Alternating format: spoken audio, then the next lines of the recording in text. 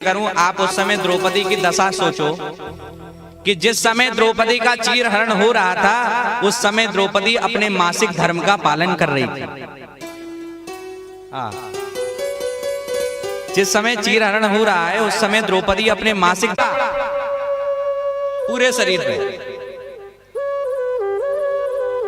लेकिन भगवान परम करुणा अवतार है। फिर भगवान ने कृपा है तो भगवान ने वस्त्र अवतार लिया। भगवान कभी मूर्ति बनते हैं, भगवान कभी शब्द रूप भागवत बनते हैं, भगवान मंदिरों में पाषाण रूप में आते हैं, लेकिन धन्य है आज प्रभु कि भगवान आज वस्त्र बन के आए हैं। वस्त्र बन के आके द्रौपदी की लाज। भगवान सोचो, अगर भगवान शुद्धि अशुद्धि का विचार करते तो क्या द्रौपदी की रक्षा करते? लेकिन भगवान सोचो, एक शरीर पे कपड़ा है, उस समय स्त्री स्पर्श योग्य नहीं होती है, लेकिन भगवान कहाँ किसी को अशुद्ध मानते हैं? उस एक कपड़े के ऊपर ही भगवान स्वयं कपड़ा बनकर लिपट गए। स्वयं भगवान कपड़ा बन गए और भगवान कपड़ा बनकर द्रौपदी को लिपट गए।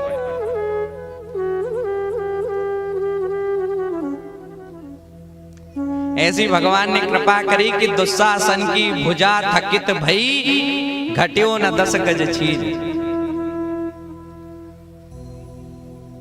जितनी साड़ी होती है वो साड़ी खींचते खींचते दुशासन हार गया।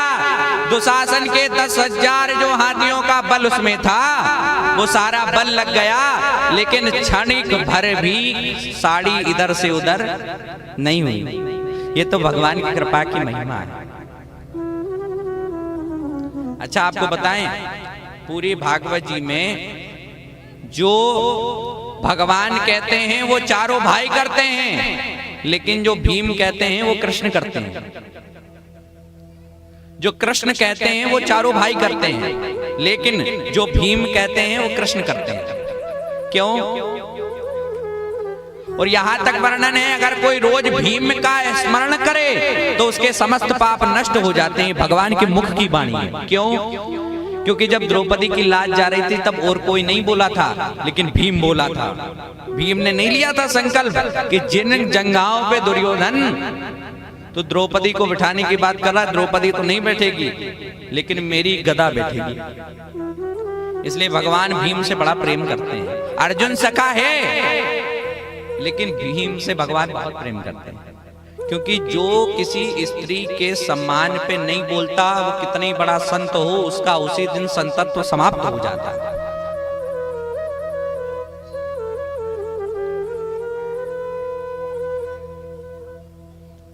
सोचो, जो भगवान बिना शुद्धि अशुद्धि का विचार करे, जो ठाकुर स्त्री की रक्षा के लिए कपड़े का अवतार ले ले, वो भगवान कितना करुणा अवतार है।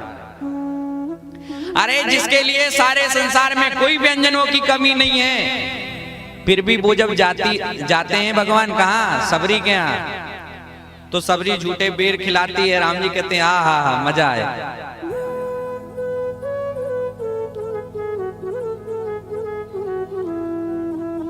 दुर्योधन के यहाँ भगवान जाते हैं,